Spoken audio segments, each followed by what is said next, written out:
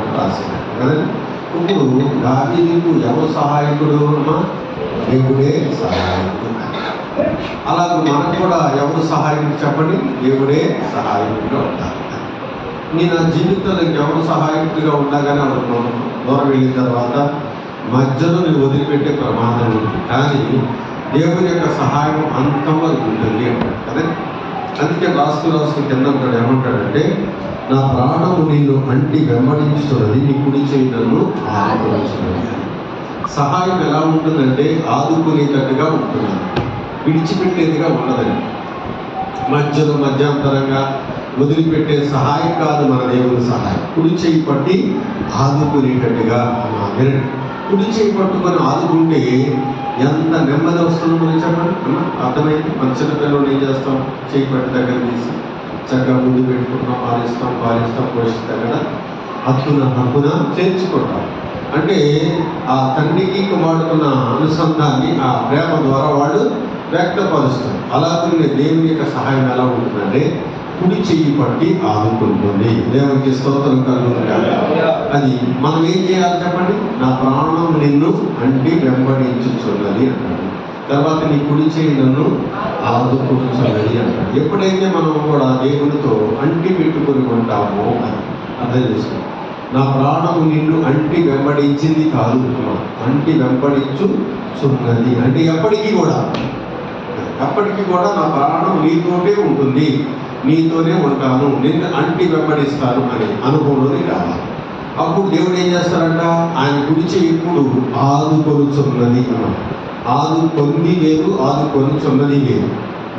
ఆదుకొంది అంటే ఒకసారి మాత్రమే, ఆదరణ సహాయం. ఆదుకొనుచున్నది అంటే ఎల్లప్పుడూ కూడా. అర్థమైంది? ఆదుకొనుచున్నది అంటే ఎల్లప్పుడూ కూడా ఆదుకునేటట్టుగా దేవుని యొక్క హస్తము కుడి చెయ్యి నీ మీద ఆయన సాగుతూ ఉంటాడు. చాలామంది ఆయన దగ్గరకు వస్తారు కానీ ఆదుకొని వెళ్ళిపోతారంటే. ఆయన ఒకసారి ఆదుకుంటారు, మళ్ళా వెళ్ళిపోతారు, మళ్ళీ రాదు ఇక్కడ నుంచి.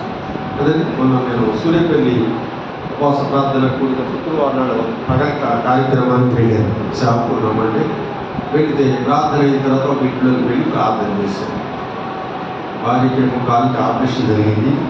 కాళ్ళు నరాలు ఆపరేషన్ చేస్తాం కదా, ఆపరేషన్ చేస్తే ఆ గాయం మానలేదు, షుగర్ ఉందంట, కొంచెం బాధపడతా ఉంది, 6 నెలల నుంచి ఇబ్బంది పడతా ఉంది. మనం తీసుకెళ్ళి ప్రార్థన చేయించాం. భార్య అయితే ప్రార్థన మందిరానికి వస్తుంది. భర్తను అడిగారు, అయ్యా మీరు మందిరానికి వస్తారంటే నేను రానండి. ఎందుకని అంటే పండగకి, క్రిస్మస్కి, జనవరికి వెళ్తానండి అని. దీనికి పాపం పండగకి వెళ్తాం ఏంటి, జనవరికి వెళ్తాం ఏంటి, క్రిస్మస్కి వెళ్తాం ఏంటి అంటే కూర్చో అలవాటు అయిపోయింది, మిగతా వాళ్ళు వెళ్ళమండి అన్న. మరి ఆయన పని చేస్తారు, ఇంటి దగ్గర ఉంటామండి, చక్కగా వెళ్ళిపోయింది, దూరం కూడా కాదు. మందిరానికి రామండి అంటారు. చూసారు ఎంత పుట్టుకు వేసుకోలేకండి. పేరు చక్కగా ఎందుకు చెప్పాడు కదా. ఆ పేరున్నంత మాత్రాన మందిరం రాకపోవడం మనం చెప్పారు. బాబు మందిరానికి రండి, దేవుడు మీకు మంచి ఆరోగ్యాన్ని ఇస్తారు, నెమ్మదిని ఇస్తారు, సంతోషం సమాధానం ఇస్తారని చెప్పి బలపరిచి ప్రార్థన చేసి వచ్చారు. మరి చాలామంది ఏం చేస్తారంటే ఆయన కుడి చెయ్యి ఆ రోజు ఒక్కరోజు వస్తే ఆదుకుంటుందంటారా, ఒకరోజు వస్తే లేకపోతే సరిపోతుందా? క్రిస్మస్కు, జనవరికి వచ్చి, ఏదో గుడ్ ఫ్రైడేకి వచ్చి, ఈస్టర్కి వచ్చి వెళ్ళిపోతే సరికాదని.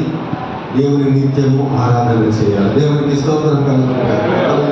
నా ప్రాణము నిన్ను అండి వెంబడించుచున్నది అంటే మనము దేవునితో సహవాసం కలిసి ఉండాలి. ఆయనతో మన మనస్సు కలిసి జీవించాలి. వెంబడించడం అంటే అది. నా ప్రాణం నిన్ను అంటే వెంబడించుచున్నది అని. భయంత మాట రాశాడా? ప్రాణము అంటి వెంబడించడం సామాన్యం కాదండి.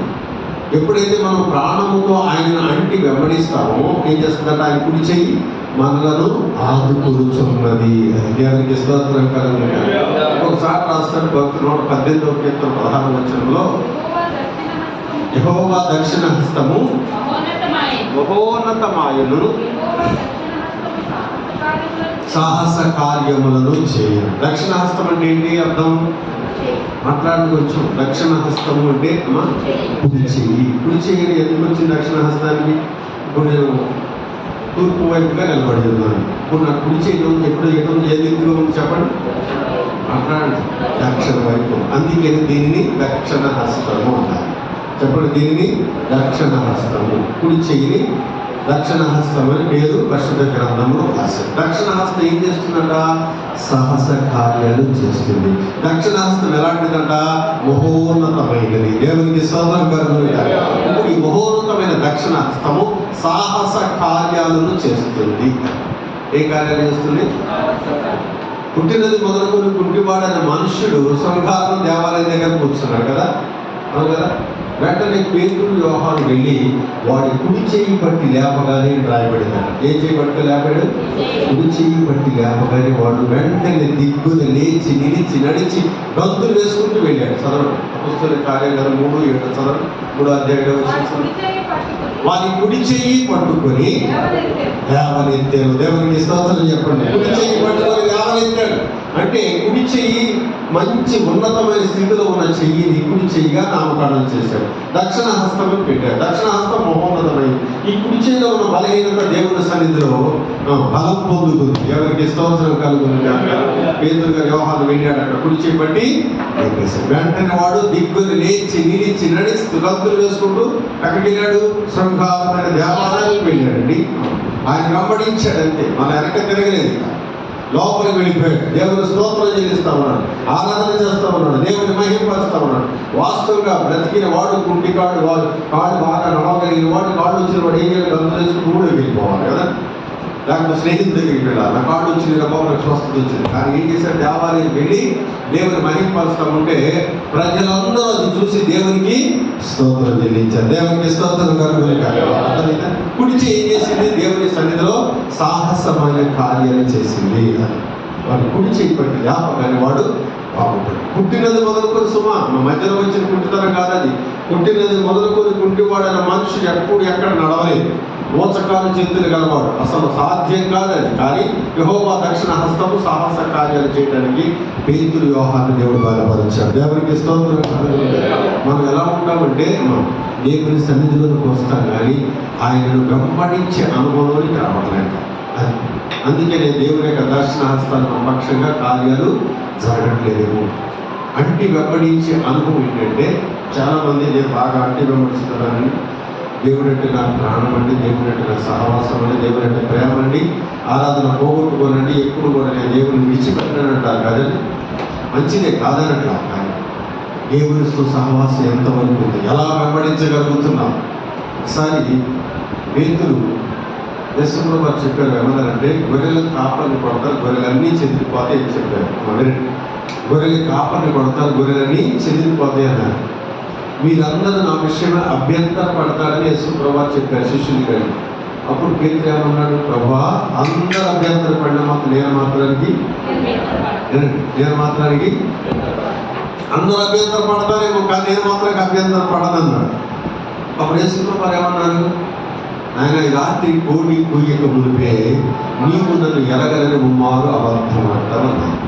ప్రభువా నేనా సావాల్సి వచ్చినాక నేను ఆ మాట అన్నాను అన్నారు. అతనితో పాటు శిష్యులందరూ కూడా అలాగనే అన్నారు. మా పేరెంట్ శిష్యులందరూ కూడా అతనితో పాటు అలా అన్నారు. కానీ ఏమైపోయింది? యేసుప్రభువు వారు ఆ గెత్సేమనే తోటలో వెళ్ళినప్పుడు ప్రార్థన చేస్తూ ఉంటే వీళ్ళు నిద్రపోతా ఉన్నారు. మళ్ళీ తోట నుంచి చూస్తూ ఉన్నప్పుడు మళ్ళీ నిద్రపోతూ ఉన్నారు. ప్రార్థన శక్తి లేదు వీళ్ళకి. మెరుగుగా ఉండి ప్రార్థన చేయండి, సోదరులు సహించాలా, మన ముందు సోదరు ఉందని చెప్పి మళ్ళా గెత్సేమనే తోటలోకి వెళ్ళి ఆయన ప్రార్థన చేస్తూ ఉంటే శిష్యులు నిద్రపోతా ఉన్నారు. మీరు గమనించి 3 సార్లు వచ్చి లేపాల్సిన పరిస్థితి వచ్చింది. వాళ్ళు నిద్రమత్తులోనే ఉన్నారు. ప్రార్థన చేసే శక్తి లేదు వాళ్ళకి. వచ్చేసారు, మంట్రోతులు వచ్చేసారు. యేసుప్రభువుని పట్టుకున్నారు. ఒక ఆయన ముందు పెట్టుకుని అప్పచెప్పారు యేసుప్రభువు. వెంటనే పేతురు చేసే చెప్పండి ఒక అతన్ని ప్రధాన యాజకుని చెవి వెనకేశాడు. అప్పుడు ఆయన అన్నాడు, నేను నా తండ్రిని వేడుకుంటే పరలోకం నుంచి ఒక సేనా వ్యూహము భూమి మీదకి వచ్చి నన్ను ఆదుకుంటుంది, కానీ అలా నేను వేడుకోలేదని అనుకుంటున్నావా అని చెప్పి అతను గర్జించి అతను చెప్పి గర్జించాను. అదే విషయం అనుకోండి. మంచి సేనా వ్యూహాలు ఉన్నాయి పరలోకంలో. అంటే ఒక్కొక్క సేనా వ్యూహము 6,000 ఉన్నాయి కదండి. అక్కడ అంటే మనం చూస్తే అక్కడ చాలా మంది 72,000 యోధులు ఉంటారండి పరలోక రాజ్యం. వారు వచ్చి భూమి మీద ఆయన ఆదుకుంటారు.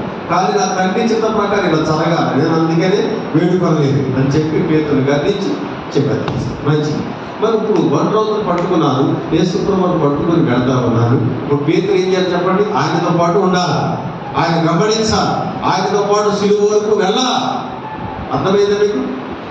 ప్రధాన యాజకుడైన కైపా ఇంటి ముంగిట వరకు యేసుప్రభువారు తీసుకెళ్ళారు. అక్కడ వరకు వెళ్ళాడట పేతురు. అక్కడ వరకు వెళ్ళాడు. ఎక్కడ వరకు? ప్రధాన కైపా యాజకుడి ఇంటి వరకు. ప్రధాన యాజకుడైన కైపా ఇంటి ముంగిట వరకు కూడా యేసుప్రభువారితో వెళ్ళాడు పేతురు. వెళ్ళాడు. అక్కడ నుంచి ఏం చేశాడు? కొంచెం వెనకడికి వేశాడు. దూరం నుంచి వెంబడించాడు. చదువుతాను 26వ అధ్యాయం, 26వ అధ్యాయం, మత్తయి సువార్త 26వ అధ్యాయం 55వ వచనం చదువు సార్. ప్రధాన యాజకుని ఇంటి ముంగిట వరకు ఆయనను దూరం నుండి వెంబడించి ఏం చేశాడంట? ప్రధాన యాజకుని ఇంటి ముంగిట వరకు వెళ్ళాడు పేతురు. ఇప్పుడు ఆ ఇంటి ముంగిట వరకు వెళ్ళిన పేతురు ఏమైపోయాడు? ఇప్పుడు మళ్ళీ అక్కడికి వెళ్ళిన తర్వాత దూరం నుంచి వెంబడించి దీని అంత మేమోగును చెప్పి చూడవలెనని వంటలతో కూడా కూర్చుండేది. అర్థమైంది మీకు? పేతురు ఏం చేశాడు చెప్పండి? దూరం నుంచి వెంబడించాడు. అర్థం చేసుకోండి. అక్కడ వరకు వెళ్ళాడు. యేసుప్రభువారు వంటలతో పట్టుకొని వెళ్తా ఉంటే, సిలివేటర్ సిద్ధం చేస్తా ఉంటే అక్కడ వరకు యేసుప్రభువారితో వెళ్ళాడు. అక్కడ వరకు వెళ్ళాడు. ప్రధాన యాజకుడి ఇంటి ముంగిట వరకు వెళ్ళాడు. కైపా ఇంటి ముంగిట వరకు వెళ్ళాడు. కానీ అక్కడికి వెళ్ళిన తర్వాత దూరం నుంచి వెంబడించి దీని అంతం ఏమవుతుందని చెప్పి వంటలతో కూర్చుండేదు. దేవునికి స్తోత్రం కాదు. ఎవరితో కూర్చున్నాడు? వంటలతో, సిలువ వేసే వారితో కూర్చున్నాడు. అంటి వెంబడించి అనుభవం అంటారా? పేతురు అంతకుముందు ఏమన్నాడు? చదివారు ఎక్కడన్నారు? 50 అధ్యాయం చదివారు. అందరూ అభ్యంతరపడి నేను మాత్రం అభ్యంతరపడమన్న పేతురు, ప్రభువాన్ని సావాల్సి వచ్చినా కానీ నేను నిన్ను ఎరగనని చెప్పిన పేతురు ఇప్పుడు ఏం చేశాడు చెప్పండి అమ్మా? చెప్పండి. దూరం నుంచి వెంబడిస్తా ఉన్నాడు. దగ్గరికి వెళ్ళలేని పరిస్థితిలో ఉన్నాడు. యేసుప్రభువారు సిలువ అప్పగిస్తా ఉంటే దగ్గరికి వెళ్ళి ఆయన దగ్గర నిలబడలేని స్థితిలో ఉన్నాడు. దూరం నుంచి వెంబడిస్తాడు. అంత భక్తుడే పేతురు లాంటి భక్తుడే, పేతురు లాంటి శిష్యుడే ఆయన వెంబడించే అనుభవం లేకుండా దూరం నుంచి వెంబడించాడే. మరి నీవు నేను ఎంతటి వారిని చెప్పడం? మనుషులే కదా. ఆయన చూసామా? సర్వసత్యం నడిపించబడ్డామా? ఆయన శరీరానికి మన దినాల్లో ఆయన వెంట తిరిగిన శిష్యుడే ఆయన వెంబడించలేకపోయాడు. ఎవరికి స్తోత్రం కలుగును గాక. అర్థం చేసుకోండి. మరి నీవు నేను ఏర్పడవా? ఆయన వెంబడించడం ఎంత పట్టుదల కావాలా, ఎంత ఆసక్తి కావాలా, ఎంత దేవుని ప్రేమను గుర్తించాలా. నీకోసం ప్రాణం పెట్టిన ఆయన కోసం ఏం చేయగలుగుతున్నామండి? దూరం నుంచి వెంబడించడం కాదని దగ్గరగా సమీపంగా ఉండి ఆయనను మనం వెంబడించే వారంగా ఉందుము గాక. దగ్గరగా సన్నిహిత కలిగి ఉందుము గాక. వెంబడించే అనుభవం ఉంటుందండి. వెంబడించాలని మనం దగ్గరగా సమీపంగా ఉండి ఆయన మనం వెంబడించాలి. అప్పుడు దేవుడు నిన్ను సర్వసత్యములోనికి నడిపిస్తాడండి. దేవుని యొక్క ప్రేమను నీకు వెల్లడపరుస్తాడు. దేవుని యొక్క ప్రేమని మీద కురిపిస్తాడండి. పేతురు దూరం నుంచి వెంబడించి ఏం చేశాడు? వంటలతో కూర్చున్నాడు. ఆయన సిలువకు అప్పగిస్తా ఉంటే, సిలువేయడానికి సిద్ధం చేస్తా ఉంటే అక్కడికి వెళ్ళిన తర్వాత ఒక చిన్నది వచ్చి నువ్వు కూడా మనుషులు ఒకడొక అంటే ఏమన్నాడు? అబ్బాయి ఆయన ఎవరు నాకు తెలియదు. ఒక చిన్నమ్మాయి అడిగితే యేసుప్రభువులో నువ్వు కూడా ఒకడో కదా, శిష్యులు ఒకడో కదా అంటే అబ్బాయి ఆయన ఎవరు నాకు. మళ్ళా లోపలికి నడవలోకి వెళ్ళిన తర్వాత మరొక చిన్నలో వచ్చి నువ్వు కూడా మనుషులు ఒకడమని అడిగితే అమ్మమ్మో ఆయన ఎవరు నాకు అసలు తెలియదే. మూడవసారి మళ్ళా లోపలికి వెళ్ళిన తర్వాత ఒక వ్యక్తి వచ్చి నువ్వు కూడా అతని గురించి సాక్ష్యం ఇచ్చిన వాళ్ళు ఒకడో ఉన్నామంటే అసలు నాకు ఆయన ఎవరో తెలియదని చెప్పి ఒట్టు పెట్టుకోవడం ప్రారంభించాడు. దేవునికి స్తోత్రం కలుగుగా. వెంటనే కోడి కూసింది. దేవునికి స్తోత్రం కలుగుగా. అర్థమైంది మీకు? ఎవరి వ్యక్తి? పేతురు బలమైన వ్యక్తి అండి. దేవుడితో సహవాసం కలిస్తున్న వ్యక్తి. అందరూ అభ్యంతరపడ్డా నేను అభ్యంతరపడని వ్యక్తి. చావాల్సి వచ్చిన నేను ఎరగనని చెప్పిన వ్యక్తి 3 సార్లు అబద్ధం అన్నాడు. అర్థమైంది? దూరం నుంచి వెంబడించాడు. దేవుడితో సహవాసం కలిసి వెళ్ళలేకపోయాడు. అర్థం తీసుకోండి. మరి నీకు నేనేటువంటి వారు దాని అంటాడు, అరణ్యములు ఉండి అయ్యా నా ప్రాణం నిన్ను అన్నిటి వెంబడించుచున్నది. చెప్పడం దేవునికి ఇలాంటి అనుభవంలోనికి రావాలి. అప్పుడు దేవుడు నిన్ను ఒక మంచి ఘనత నీకు ఇవ్వబోతూ ఉన్నాడు. అలాంటి అనుభవం దావీదుకు ఉంది కనుక అందుకని గొర్రెల దొడ్డిలో ఉన్న నిన్ను నేను పైకి తీసుకొచ్చాను అంటాడు. దేవునికి స్తోత్రం కలుగుతాడు. చదువుతాను సార్. దినోత్తంలో మొదటి గ్రంథం 17వ అధ్యాయం 7వ వచనం ఒకసారి చదివి సహాయం చేయి. చక్కని మాట రాసిన దావీదు.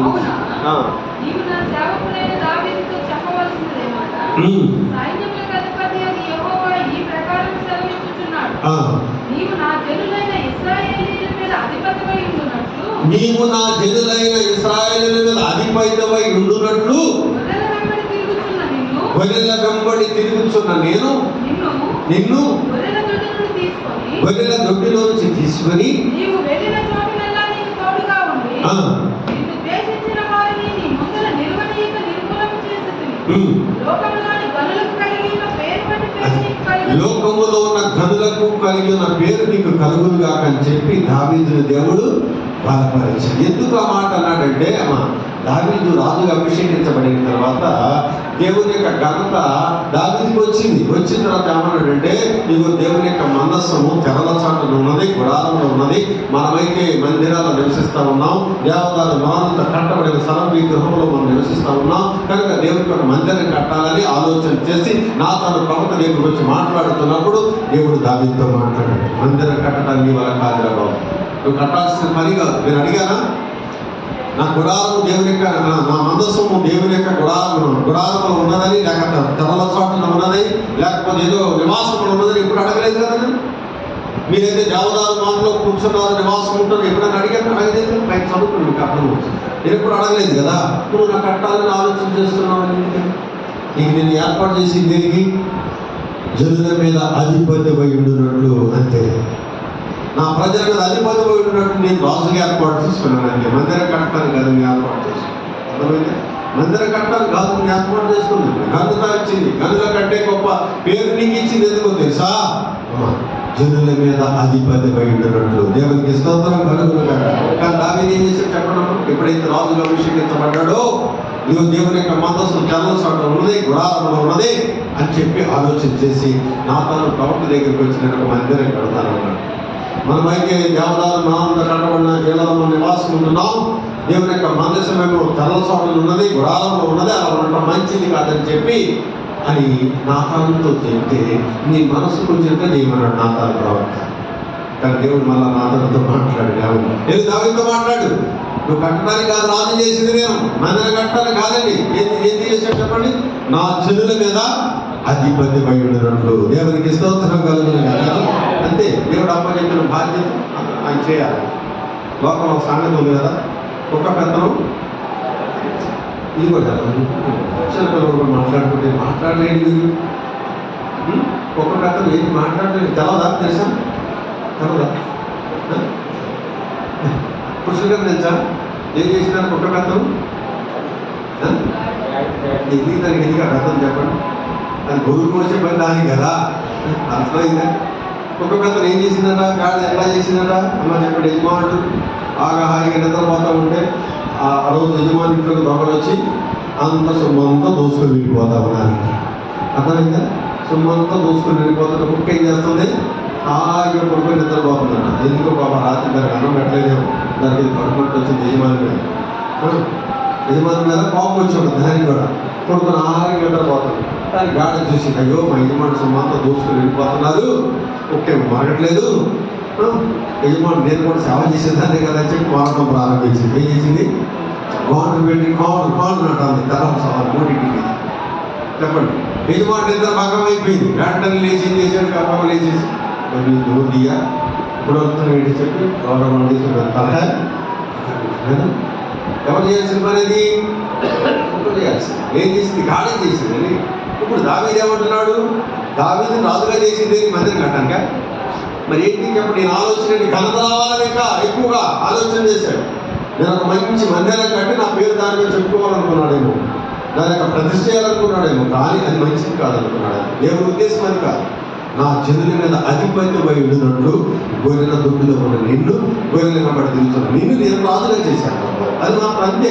నువ్వు అట్లా ఉండంతే. నీ అభిషేకం అంతే, నీ తాత్పర్యం అంతే, నీ రాజరికం అంతే. నువ్వు చేయాల్సిన పనిదే. నేను ఎప్పుడన్నా అడిగానా నా మనసు తెరల చాటు ఉందని కానీ, లేకపోతే గుడారం ఉందని ఎప్పుడైనా అడిగానా? నా ప్రజలు ఎప్పుడన్నా ఇలా సేవించాను నేను అడగలేదు కదా. మరి ఎందుకు తాత్పర్యం ఉంటుంది అని చెప్పి నా తాను ప్రవర్తించి చెప్పి అది నువ్వు చేయడానికి నువ్వు కుదరదని చెప్పాను. ఎవరు కట్టాలా? నీ కడుపునుకుంటే కుమారుడు సొలొమోను దాన్ని కడతాడు. దేవునికి స్తోత్రం కలుగును గాక. అప్పుడు లోబడి దావీదు దేవుని చిత్తానుసారంగా మందిరానికి కావాల్సిన ఏర్పాట్లన్నీ సమకూర్చాడు. ఏది తక్కువ చేయదు. కానీ కట్టడం మాత్రమే దావీదు వాళ్ళ కాలేదు. దేవుడు దాన్ని దావీదుని కోరుకోలేదు. ఏ కోరుకున్నాడు దావీదు చెప్పండి? జనుల మీద అధిపతిగా ఉండటానికి, రాజుగా ఉండటానికి, సైన్యాధిపతిగా, సైన్యం నడిపించడానికి, యుద్ధాలు జరిగించడానికి, రక్తపాతం వలిగించడానికి. దావీదు చేతిలో ఉన్నంత పని అన్నమాట. నువ్వు రక్తపాతం ఒలిగించావే, అనేక మందిని హతం చేశావు, నువ్వు మందిరం కట్టాలి యోగ్యుడు కాదని చెప్పి దావీదుని ప్రక్కన కూర్చోబెట్టి తన కుమారుడు సొలొమోనుకు ఆ బాధ్యతలు అప్పచెప్పాడు. దేవునికి స్తోత్రం కలుగును గాక. ఇప్పుడు దావీదు తాత్పర్యం ఏంటి? నేను గొప్పవాడిని అవ్వాలా, నీ ఘనుడు అవ్వాలా, నా ఘనత రావాలా, ఒక మందిరం కట్టాలా, పేరు ప్రఖ్యాతలు ఉండాలని చెప్పి ఆలోచన చేశాను. కానీ దేవుని చిత్తం అది కాదు. మనం ఎలా ఉండాలా? దేవుని చిత్తానుసారంగా నడిచే వారంగా మనం ముందుకు కాక. ఘనత ఇచ్చాడు దావీదుకి, బాగానే ఉంది. ఆ ఘనత ప్రకారం అలా ముందుకు వెళ్ళిపోవాలి. అదే దేవుడి తాత్పర్యం చొప్పున నడవాలంటే. ఇంకేదో చేస్తానంటే కుదరదు, ఏదో ఒక అభిషేకం కావాలంటే కుదరదండి. దేవుడి పనిలో ఒక నిమగ్నమై ఉండాలి. ఆయన అంటి వెంబడించే అనుభవంలోనికి రావాలి. దేవునికి స్తోత్రం కలుగును గాక. అరణ్యము నుండి మాట్లాడుతూ ఉన్నాడు దావీదు. ఏమంటున్నాడు? అయ్యా, నా ప్రాణము నిన్ను అంటి వెంబడించుతుంది. ఎందుకు మాట తెలియపరిచాడంటే, ఎందుకు అంటి వెంబడించాడు అంటే, ఒకప్పుడు దావీదు గొర్రెల దొడ్డిలో ఉన్నవాడు, గొర్రెల వెంబడి తిరుగుతున్నవాడు. ఇప్పుడు దేవునితో లీనమై అంటి వెంబడించడానికి ఇష్టపడ్డాడు. మనస్సు కుదిరి దేవునితో ఉండటానికి, అంటి వెంబడించడానికి, సహవాసం చేయడానికి, దేవుని మీద ఆనుకొని జీవించడానికి, దేవుని చిత్త నెరవేర్చడానికి అన్ని విధాలు కూడా దావీదులో ఉన్న లోబడే తత్వాన్ని బట్టి రాజుగా అభిషేకించాడు. దావీదు కంటే అన్నలు 7 పెద్దవాళ్ళు ఉన్నారు, ఎవరు కూడా అభిషేకించబడలేదు, ఎవరు కూడా రాజుగా గుర్తించబడలేదు. దావీదు ఒక్కడే గుర్తించబడ్డాడు. దేవునికి స్తోత్రం చెప్పండి అమ్మా. ఎందుకంటే తెలుసా? దావీదుకి లోబడే తత్వం ఉంది, లోబడే మనసు ఉంది. అందుకే ఇప్పుడు అరణ్యము నుండి ఏమంటున్నాడు చెప్పండి అమ్మా? అయ్యా, నా ప్రాణము నిన్ను అంటే, మరి మన మందిరం నుండి అక్కడ మనం చెప్పండి, మన ప్రాణం ఎక్కడో ఉంటుంది కదా, మన మనసు ఎక్కడో ఉంటుంది, అవునా కదా? ఇక్కడే ఉంటారు మనుషులు ఇక్కడే ఉంటారు. మనసు ఎక్కడికి వెళ్ళిపోతుంది కదా, అర్థమైందా? మనసు ఎక్కడికి వెళ్ళిపోతుంది. మనసులు ఏకీపడి, మనసులు కలిసి ఉంటాం, మనుషులు కలిసి ఉంటాం, కానీ మనసులు కావాలి. ఒక ఇంట్లో నలుగురు ఉన్నాగా నలుగురు కూడా మనసులు కలిసి జీవించే అనుభవం లేదు. అర్థం చేసుకోండి. భర్త మనసు భార్యకి నచ్చదు, భార్య మనసు భర్తకు. మనసులు కలిసి లేకపోవడం వల్ల కుటుంబాలు చిన్నాభిన్నమైపోతామని, కుటుంబాలు పాడైపోతామని. మనసులు కలిసి వెంబడించాలి. నా ప్రాణము నిన్ను అంటి, ఎంత అనుభవం ఉండేది, అంటి వెంబడించడం. అంటుకోండి, గమ్మి కంటిమంటారా అంటే నా దేవుడితో మనం గమ్మి అది ఉంటుందా? కొందరు గమ్ము కూడా ఊడిపోవాలి. అర్థమే. కానీ మనస్సు కలిసిన వారికి దేవుని చిత్తాన్ని నెరవేరుస్తారు. దేవునికి స్తోత్రం కలుగునుగా. మన గురువారం రాత్రి చెప్పారు కదా పౌలు తిమోతిని గురించి. కొంతమంది రాలేదు కదా, వచ్చిన వారికి అర్థమవుతుంది. పౌలు గారు తిమోతి అనే శిష్యుడు అన్నాడు. పౌలు గారు ఒకసారి ప్రాంతానికి వెళ్ళారు, దెర్బేకును లుస్త్రకును వెళ్ళారు. ఆ ప్రాంతానికి వెళ్ళిన తర్వాత అక్కడ తిమోతి అనే శిష్యుడు ఉండేదని రాయబడింది. తిమోతి అనే శిష్యుడు ఉన్నాడు. ఆయన ఎలాంటి వాడంట? ఆయన ఎవరంట? ఒక యూదురాలి కుమారుడు అంట తిమోతి. ఎవరు చెప్పండి? యూదురాలి కుమారుడు. తండ్రి గ్రీసు దేశస్థుడు. మనం అర్థం చేసుకుంటాం. తల్లి ఏమో యూదురాలు, తండ్రి ఏమో గ్రీసు దేశస్థుడు. వీళ్ళిద్దరికి ఎలా సహవాసం కుదిరిందంటే నమ్మకమైన సహవాసం ఉన్నారు.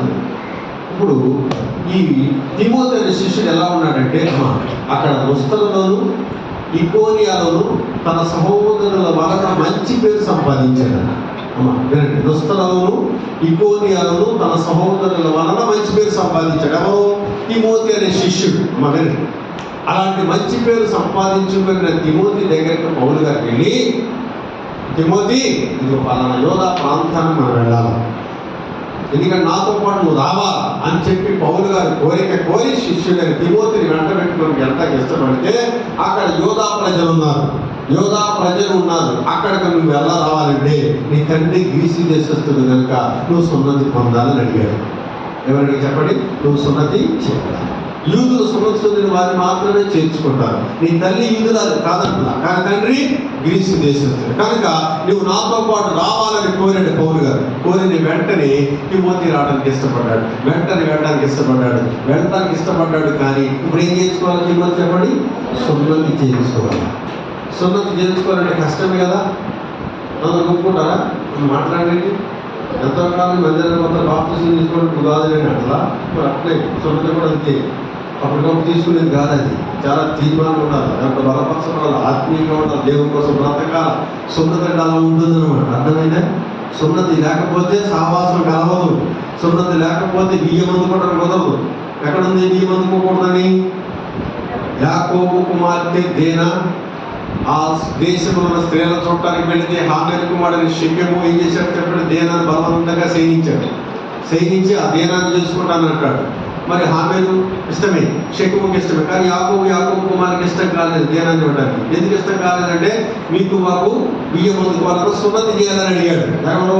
యాకోబు కుమారుడు షిమియోను లేవి అడిగారు. ఏమన్నారంటే మా దేశంలో ఉన్న ప్రజలను వివాహం చేసుకోవాలంటే మేము బియ్యం ఉండాలంటే మాకు ఏముండాలా? సున్నతి ఉండాలని అడిగాడు.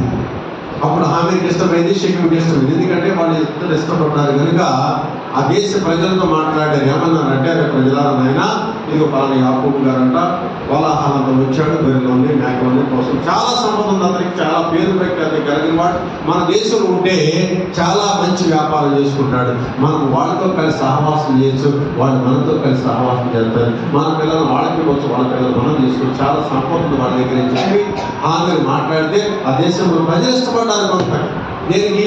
సున్నతి చేయించుకున్నాను. సున్నతి చేసుకుని ఇష్టపడ్డారు. ఒకరోజు సున్నతి అయిపోయింది, రెండో రోజు సున్నతి అయిపోయింది, మూడో రోజు సున్నతి అయిపోయింది. దేనికోసం ఈ సున్నతి ఒప్పుకున్నారు? మనం అర్థం చేసుకున్నారు. షెకెము దీనాన్ని ప్రేమించి సైనించాడు కనుక ఆమె కోసం బలవంతంగా ఒప్పుకున్నారు.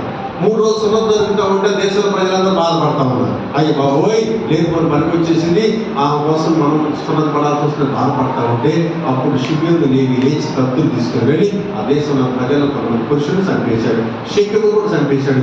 దేన సహోదరు తన వెంట పెట్టుకుంటున్నాడు. దేవునికి స్తోత్రం కలుగుతుంది. సున్నతి అంటే అలా ఉంటుంది అన్నమాట. సున్నతి లేకపోతే మాకు బియ్యం కుదరదని చెప్పి ఎవరు మాట్లాడారు? యాకోబు కుమారుడు షిమియోను లేవి మాట్లాడారు, యాకోబు సహా మాట్లాడారు. సున్నతి దేనికి ఇష్టపడారమ్మా? ఆ దీనాను షెకెము ఇద్దరు కూడా పెళ్లి చేసుకుంటే సున్నతికి ఇష్టపడ్డారు. ఏదో ఒక నిబంధన ఉంది వారికి. మరి పౌలు గారు తిమోతికి ఏం నిబంధన ఉంది? అయ్యా రమ్మంటే వద్ద లేకపోతే లేదని తప్పుకోవచ్చు కదా. నేను సున్నతి తీసుకునండి, మా అమ్మని అడగాలి, మా నాన్న అడగాలి అన్నాను కదా. మాట్లాడండి, మీకు ఇష్టమైతే తీసుకుని లేకపోతే లేదు. సున్నతి మాత్రం కుదరదు అన్నాడా తిమోతి? మాట్లాడండి. అది సహవాసం అంటే అలా ఉండాలి. పౌలు గారు కోరిన వెంటనే మన యూదుల మధ్యకు వెళ్ళాలి. అక్కడికి వెళితే నువ్వు గ్రీసు దేశస్తులు కుమారుడు అంటావు కనుక వారికి మనం అభ్యంతరంగా లేకుండా ఉండి నిమిత్తం అక్కడ మాట ప్రాయపడి చదువుతారు ఒకసారి. అపొస్తలుల కార్యగ్రంథం 16వ అధ్యాయం రావాలని పౌలు కోరి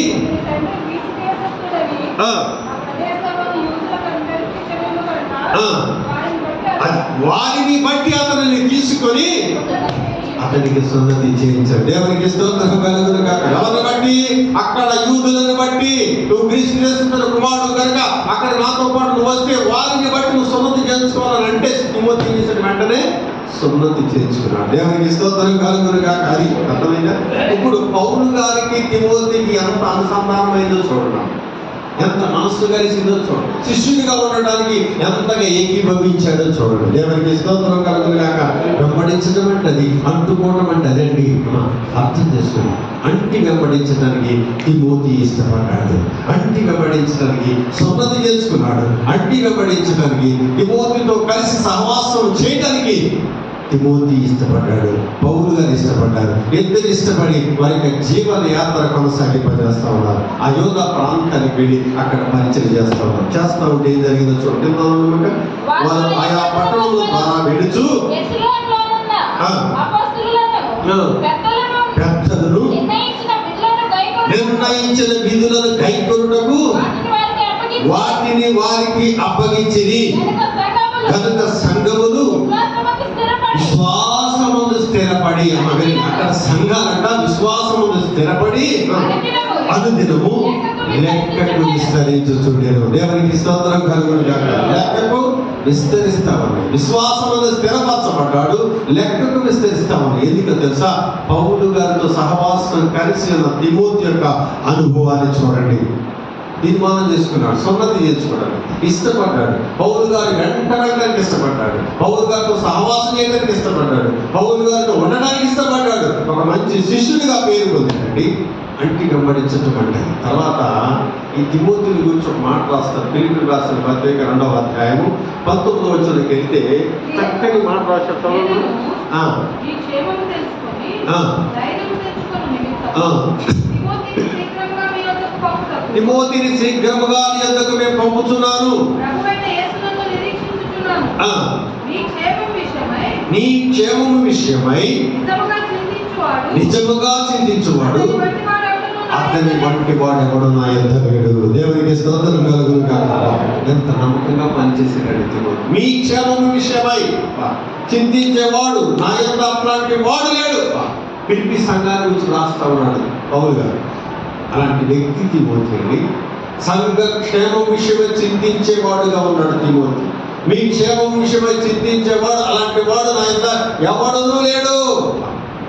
అంత నమ్మకంగా చెప్తా ఉన్నాడు పౌలు తిమోతి. ఎందుకు అంత నమ్మకం చెప్పాడంటే, అందరూ తమ సొంత కార్యాలను చూస్తారు కానీ ఎవరు యేసుక్రీస్తు కార్యాలను చూడరని చెప్పుకుంటూ తండ్రికి కుమారుడు ఎలాగూ సేవ చేయను అలాగే అతని యోగ్యత మీరు ఎరుగుదురు. తండ్రికి కుమారుడు ఎలాగూ సేవ చేయను అలాగే అతను నాతో కూడా స్వార్థ వ్యాపకము నిమిత్తము అబ్బబ్బబ్బ దేవునికి స్తోత్రం కలుగును గాక. ఒకసారి తిమోతి గారు తప్పన కొడతారా?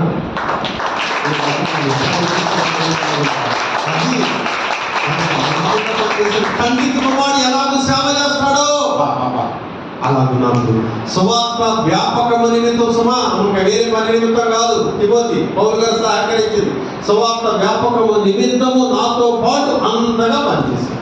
అది వెంబడించటం అంటే అది అర్థమైంది.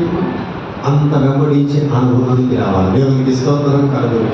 సువార్త వ్యాపకము నిమిత్తము ఏం చేశారంట తిమోతి? పౌలు గారితో సహవాసం చేసి అంటి వెంబడించాడు. వినండి, ఒక రోజు అంటండి తిమోతికి రాసిన పత్రికలో చెప్తాడు, తిమోతి దగ్గర పౌలు గారు నేను ప్రధాన పాపిని ఒప్పుకున్నాను. దేవునికి స్తోత్రం కలుగును గాక. మాట సంవత్సరం భయమిస్తాను. 1వ అధ్యాయం 17వ వచనం 16వ వచనం చదవండి సార్. ఆయనను నిత్య జీవము నిమిత్తము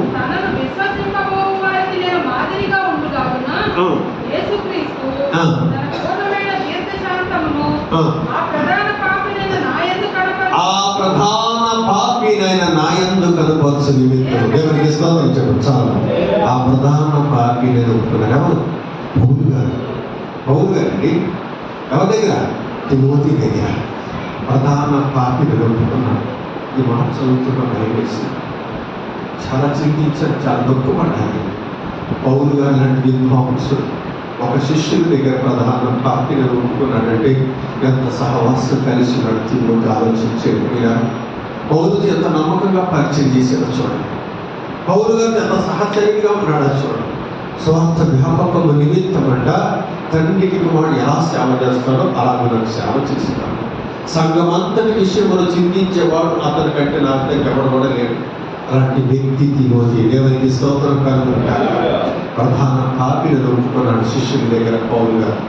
పౌలు గారు ఎలాంటి వాడు? అమ్మ విద్వాంసుడు, గొప్ప మంచి జ్ఞానం గల వ్యక్తి, ఎన్నో పత్రికలు రాశాడు, మంచి అనుభవం ఉన్న వ్యక్తి. ఒక శిష్యుడి దగ్గర ప్రధాని పాపినైనా నేనని చెప్పి తనకు పత్రిక రాశాడంటే ఎంతగా వెంబడించిన అనుభవంలో చూడండి. పౌలుకి తిమోతికి ఎంత అనుభవంలో చూసారమ్మా. ఊరికనే రాదు అంటి వెంబడించడం అంటే. అర్థమైందా? నా ప్రాణము నేను అంటి వెంబడించిన దావీదు అన్నాడంటే మనం అర్థం చేసుకోండి. ఈ సహోదర సహోదరి, దేవునితో మనం అంటి వెంబడించే అనుభవంలోనికి రావాలా? దేవునికి స్తోత్రం కలుగును గాక. అర్థం చేసుకుని వచ్చి వెళ్ళిపోవటం కాదు, ఆరాధన క్రమంలో పాల్గొనటం వెళ్ళటం కాదు. ఒక తీర్మానం, ఒక మంచి నమ్మకం, విశ్వాసం, పట్టుదల, ఒక మంచి క్రోధము దేవుని నిమిత్తం బట్టి మనం అలా ఉండాలి.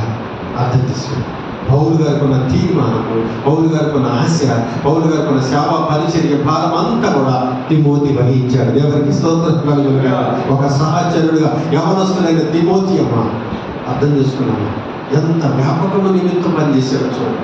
అందుకని అక్కడ విశ్వాసములు స్థిరపరచబడ్డారు, సంఘములు దినదినం కూడా లెక్కకు విస్తరించబడ్డాయి. అలాంటి వ్యాపకం మనకు ఉండాలి. అంటి వెంబడించే అనుభవంలోకి రావాలి. దేవునికి స్తోత్రం కలుగును గాక. అర్థమైంది? ఇంకెంతకంటే అంటి వెంబడించే అనుభవం ఎక్కడ దొరకలేదు. పౌలు గారు తిమోతి అంటి వెంబడించాడు. దావీదు దేవుడు యేసుక్రీస్తు ప్రభువు వారు తన సొంత రక్షకుడిగా అంగీకరించి అంటి వెంబడించాడు. మరి మనం అంటి వెంబడిస్తున్నామని చెప్పండి. లేదు లేదు ఉన్నాం అంతే. అంటి వెంబడించడం కానీ ఇంకా పూర్తిగా అంగీకారం లేదు మనకి. పూర్ణ అంగీకారం కలగా ఉండాలి. అంత వ్యాపకం నీకు ఉండాలా. సంఘ విషయమై, సహవాస విషయమై భారం కలిగి చింతించే దానవుగా, చింతించే వాడవుగా ఉండాలంటే. నాకంటే ఎక్కువగా చింతించాడని చెప్పాడు పౌలు గారు. ఇప్పుడు నాకంటే ఎక్కువ బాధ మీ అందరికీ ఉండాలి. సంఘ విషయం అని చింతించే అనుభవం నీకు ఉండాలి. అభివృద్ధి కోసం ప్రయాసపడే అనుభవం నీకు ఉండాలి. సంఘ క్షేమ విషయమై విచారించే అనుభవం నీకు ఉండాలి. అప్పుడు లెక్కకు విస్తరించబడతా ఉంది. అప్పుడు దేవుని యొక్క సహవాసం నీతో అంటి వెంబడించడం అంటే అర్థమైంది. పౌలు గారితో తిమోతి ఎంత అంటి వెంబడించడాన్ని బట్టి ఆ ప్రధాన పాపి నేను అంటాడు తిమోతితో. అర్థమైంది? అర్థమైందా? పౌలు గారి విద్వాంసుడే, మహా గొప్ప ప్రవక్త, పత్రికలు రాసిన వ్యక్తి, దేవునితో మాట్లాడిన వ్యక్తి, దేవునితో సహవాసం చేసిన వ్యక్తి పౌలు తిమోతి దగ్గర ప్రధాన పాపి నేను అంటాడమ్మా. అంటే తిమోతి ఎంత పౌలు గారి దగ్గరగా ఉన్నాడు. అంటి వెంబడించాడు, సహవాసం కలిసి ఉన్నాడు. పౌలు గారు చెప్పిన వెంటనే ఒప్పుకున్నాడు, సున్నతి చేయించుకున్నాడు. అన్ని రకాలు కూడా దేవుని చిత్తాన్ని నెరవేర్చిన వ్యక్తిగా ఈ తిమోతి కనబడతా ఉన్నాడు. అర్థం చేసుకున్నాడు. అలాంటి సహవాసం కలిసి మనం అందరం ముందుకు గాక. దేవునికి స్తోత్రం కలుగును గాక. అది సహవాసం సమృద్ధి అలా ఉంటుందన్నమాట. అర్థమైనా? అంటి వెంబడించడం అంటే అది మన జనాల్లో చాలా మంది మనసులు కలవకుండా వ్యతిరేకమైన తలంపులతో ఉంటారు. ఒకే ఇంట్లో నివాసం ఉంటారు. భార్య భర్త మనసు కలదు, పిల్లల మనసు కలదు, పెద్దల మనసు కలదు. ఎవరి మనసులు వాళ్ళది, ఎవరి తాత్పర్యాలు వాళ్ళు. కానీ అంటి వెంబడించే మనసు అది కాదండి. దేవుని చిత్తాన్ని ఎరిగి మనం జీవించాలా. ఆయన వెంబడించే అనుభవంలోకి మనం వెళుదుముగాక. దేవునికి స్తోత్రం కలుగును గాక. ఒక వ్యక్తిని పరిచయం చేస్తారు. చూస్తారు ఎక్కడ చదువుతారంటే అమ్మ చదవండి. ఇక్కడ లోకాసు వార్త 18వ అధ్యాయము. లోకాసు వార్త 18వ అధ్యాయం 43 వచ్చిన చదవండి ఒకసారి. ఆయన వెంబడించే వ్యక్తి ఒక వ్యక్తి. వెంటనే వాడు చూపు పొంది దేవునిని మహిమపరచుతూ ఆయనను వెంబడించాడు. దేవునికి స్తోత్రం కలుగును గాక. ఏం చేశాడంట? దేవునిని మహిమపరచుతూ ఆయనను వెంబడించాడు. ఎవరైనా గుడ్డివాడు, త్రోవ పక్కన కూర్చొని భిక్ష పడుకునే వ్యక్తి. అర్థం చేసుకో. ఎప్పుడైతే చూపు పొందాడో, ఎప్పుడైతే నేత్ర దృష్టి వచ్చేసిందో, ఎప్పుడైతే చూపును పొందగలిగాడో వెంటనే ఆయనను వెంబడించాడంతే. వెంబడించే అనుభవంలోకి రావాలి. వాస్తవంగా అక్కడ కళ్ళు వచ్చిన వ్యక్తి కళ్ళు వచ్చినాయి కదా అని చెప్పి వెనక్కి వెళ్ళిపోవాలి. కానీ వెనక్కి వెళ్ళాలి. వెళ్ళాడంట ఆయనతో పాటు వెళ్ళిపోయాడంతే. దేవునికి స్తోత్రం కాదు.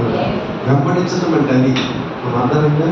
ఆయన వెంబడించే అనుభవంలోకి వచ్చిన వాళ్ళు వెనకదరేక ఆయనతో పాటు వెళ్ళిపోతాడంతే. అర్థం చేసుకున్నాను. వెళ్ళిపోయాడంతేగా దేవునికి మహిమకరంగా జీవించాడు. ఎవరి వ్యక్తి? ఒకప్పుడు త్రోవ పక్కన కూర్చొని భిక్ష అనుకునే వ్యక్తి, గుడ్డివాడు. దావీదు కుమారుడు కేకలు పెట్టాడు, అరిచాడు.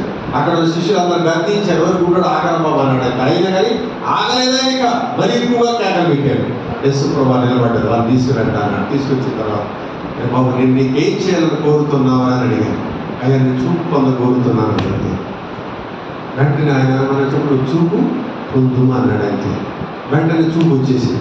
వచ్చిన తర్వాత ఏం చేసింది చెప్పండి? ఆయనను వెంబడించాను. దేవునికి స్తోత్రం కలుగును గాక. వెంబడించే అనుభవం అలా ఉండాలమ్మా. చాలా మంది అలా లేదు. వెంబడించే అనుభవం ఎలా ఉంటుందంటే వెనక్కి వెళ్ళే అనుభవం అంటే కొంత దూరం వస్తారు, వెంబడిస్తారు. పేతురు ఏమని చెప్పండి? దూరం నుంచి వెంబడించాడు. మరి గుడ్డోడు ఆయన వెంబడించుకుంటూ వెళ్ళిపోయాడంతే.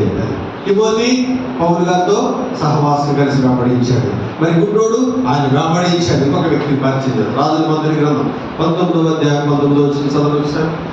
19వ అధ్యాయం 19 వచ్చిన చూద్దాం ఒకసారి. రాజుల మందిర గ్రంథం 19:19.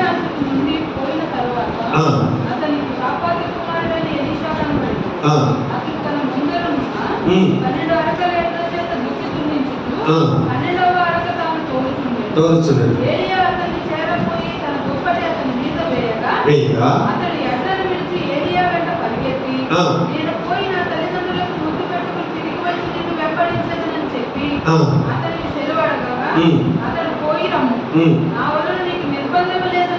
చెప్పారు.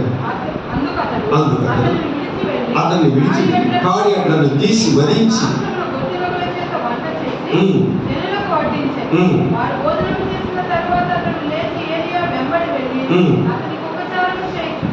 అతడు లేచి ఏలియా వెంబడి వెళ్ళి అతనికి ఉపచారం చేయించున్నాడు. దేవునికి స్తోత్రం కలుగుతున్నాడు. ఏలియా వెంబడి వెళ్ళిపోయాడు. ఎవరండి ఆయన? ఎలీషా. ఏం చేసే వ్యక్తినా? 12 అరకల పట్టుబడి కలిగిన వ్యక్తి. ఏలియా వెళ్ళి తప్పుడు వేసేసాడు. అంతే మీద తప్పుడు వేసాడు. ఏం చేసిన తర్వాత, అయ్యా ఇదిగో నాయన నా తల్లిదండ్రుల దగ్గరికి వెళ్ళి వాళ్ళు ముద్దు పెట్టుకుని వెంబడిస్తానన్నాడు. నా వల్ల నీకు నిర్బంధం లేదు బాబు వెళ్ళి అన్నాడు.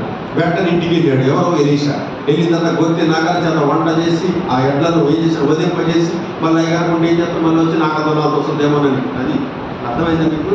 ఆ ఇంటి గారు మళ్ళీ గుర్తుకొస్తే జ్ఞాపకానికి వస్తాయి. ఆ గోరు జ్ఞాపకానికి వస్తుంది, ఆ నగర జ్ఞాపకానికి వస్తాయి, ఆ ఇంటి జ్ఞాపకానికి వస్తాయి. మళ్ళీ వెనక రావాల్సిన పరిస్థితి వస్తుంది, మళ్ళీ దిగుదనాల్సిన పరిస్థితి వస్తాయి. ఏమి ఉండకూడదని చెప్పి ఏం చేశాడు వాటి అన్నింటినీ చెప్పండి. వచ్చి నగల చేత ఎడ్లను ఉదయింపజేసి వంట చేసి అక్కడ జనులకు భోజనం పెట్టేసి ఆయనను వెంబడించాడు. దేవునికి స్తోత్రం కలుగుతుంటారు. మాట్లాడండి. ఏలియాను వెంబడించాడు ఎలీషా అంటే. వెంబడించిన కాకుండా ఉపచారం చేశాడు. ఉపచారం చేయడం అంటే చెప్పడం, భోజనం చేసిన తర్వాత ఏలియా గారి చేతులు కట్టాడు ఎలీషా. దేవునికి స్తోత్రం కలుగుతుంటారు. అర్థం చేసి వెంబడించడం వెంబడించి మన వెనక రాలేక వచ్చాడా? ఎందుకంటే మరి అక్కడ కట్టుబడి ఏం చేసింది? అంత వ్యవసాయం, అంత భూస్వామి, అంత కోటీశ్వరుడు, వాటన్నింటిని వదిలిపెట్టి వెళ్ళిపోయాడు. ఏలియా వెంబడించాడు. ఏలియా వెంబడి వెళ్ళిపోయాడు. అంతే. నా ప్రాణము నిన్ను అంటి పూర్తి ఏంటి అది అక్కడ వెంబడించాలి. అర్థమైందా? ఏలియా ఎవరు వెంబడించారు? ఎలీషా వెంబడించాడు. అర్థమైందా? మరి మనం అలా వెంబడించగలమా? ఒకరోజు పని మానలేం కదా మనం. ఏం వెంబడిస్తాం? ఒకరోజు పని మాన్నాం మనం. రేపు ఉపవాస ప్రార్థన కూడి పెడదాం. ఏం ఎంతమంది అవుతారు?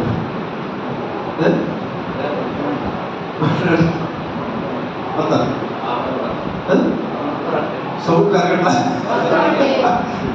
స్తోత్రం కలిగిన ఒక్క రోజు పని మాట్లాడడానికి మనం భారం కదా. మనం కరగాలని చాలా ఉంది. అక్కడికి పనులు వెళ్ళాలని అందరూ పనికి వెళ్ళాలి. మరి అది అర్థమైందా? మరి ఏ విషయం కట్టసాగింది? 12 ఆటలు కట్టుబడి వదిలేసి వెళ్ళిపోయాడు. కాడికి వెళ్ళిండు. ఆ ఏరియా గారికి ఏమన్నా అంత ఎకరం ఉందా? లేదు. ఆయన కూడా అక్కడికి వెళ్తాను అర్థం లేని పరిస్థితి కదా. అవునంటారు కదా.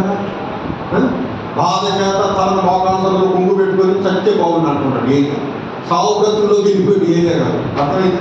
మరి ఆయన అప్పుడు పోయినట్టు ఎలీషా గారు ఏం చేద్దామని చెప్పండి?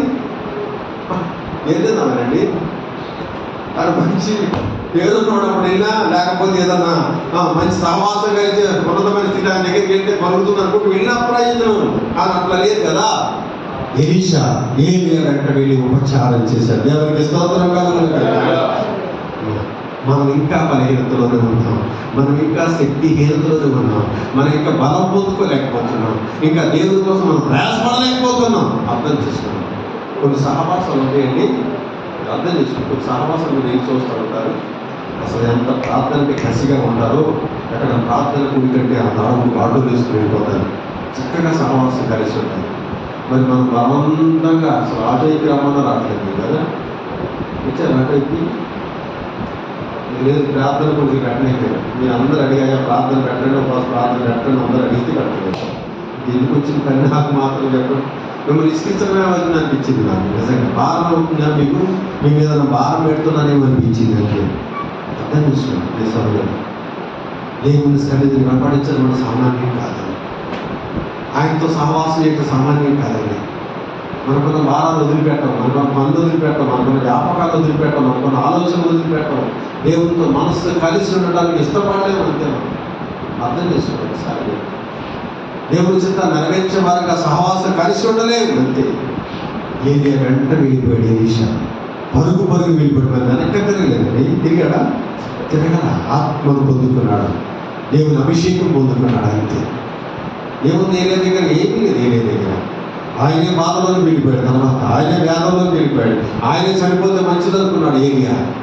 అర్థం చేసుకోండి. అలాంటి వెంట వెళ్ళాడు ఎలీషా, ఉపచారం చేశాడు, పరిచయం చేశాడు, అంటి వెంబడించడం అంటే అది దేవునికి స్తోత్రం కలుగును గాక. ఏలియా ఒక రోజు అన్నాడు, గిల్గాల్లో ఉండరా బాబు ఎలీషా అన్నాడు, ఉండనయ్యా అన్నాడు. బేతేలు ఉండరా ఎలీషా అన్నాడు, ఉండనన్నాడు. ఎరుకోలో ఉండమంటే ఉండాలా. వ్యవసాయానికి వెళ్ళిన తర్వాత అడిగారు, అసలు నా వాళ్ళు నీకు ఏం కావాలా బాబు, అసలు నా అంటూ వచ్చావు, అరకలు వదిలిపెట్టావు, వ్యవసాయం వదిలిపెట్టావు, తల్లిదండ్రులు వదిలిపెట్టావు, ఎడ్డులు వదిలిపెట్టావు, గొర్రెలు వదిలిపెట్టావు, అంతా వదిలిపెట్టావు, అసలు నా వాళ్ళు నీకు ఏం కావాలని వ్యవసాయానికి వెళ్ళిన తర్వాత అడిగితే అప్పుడు అన్నాడు, ఏం చెప్పాడు, అయ్యా నీకు కలిగిన దేవునికి స్తోత్రం కలుగును గాక. సహవాసం అంటే అలా ఉండాలి, సాంగత్యం అంటే అలా ఉండాలి, ప్రేమ అంటే అలా ఉండాలి. దేవునికి స్తోత్రం కలుగును గాక. ఏదో బలవంతంగా భక్తి చేయకూడదు, ప్రేమపూర్వకంగా దేవునికి స్తోత్రం కలుగును గాక. భార్య అడిగిందన్న భర్తను, అయ్యా ఇప్పుడు తప్పులు చేసేవాడు అడిగాడు, ఏదో తెలియక కొన్ని చేశానని అన్నాడు. తెలియక కొన్ని తప్పులు, అసలు తెలిసి ఏమైనా చేసేవారు అడిగిందట. ఏంటంట తెలిసి ఏమైనా చేశాను, ఏ అడుగుతున్నంత గట్టిగా అడుగుతున్నాను, నాకు చెప్పు, తెలిసి ఒకటి చేశాను అన్నాడు. ఏంటో చెప్పయ్యానంట, ఏమి లేదు తెలిసి నేను పెళ్లి చేసుకున్నా. దేవునికి స్తోత్రం. తెలిసి తప్పు చేసి నేను పెళ్లి చేసుకున్నాను, అది ఇట్లా మన పరిస్థితి అవును కదా. అంత భారం అయిపోయింది మనకి. అయ్యా అర్థమైందా? అతను ఎంత తాల్చబడి ఉండో భార్యతోటి తెలిసి తప్పు చేసి పెళ్లి చేసుకున్నాను అన్నాడు. అంత బాధ పెట్టుంటుంది అది బాధ. కానీ మన ప్రభు అక్కడ బాధ పెట్టలేదుగా, పెట్టాడా? అసలు భూమి మీద వెళ్ళిపోయాడు. ఒకసారి చూడు, ఒకసారి ఆయనకు మనసును గుర్తిస్తాడమ్మా. ఒకసారి దానియేలు గ్రంథంలో ఒక మాట జ్ఞాపకం ముగిస్తాను. ఇక దానియేలు గ్రంథంలోనికి వెళ్తే ఒక మంచి మాట చదువుకున్న ఒకసారి.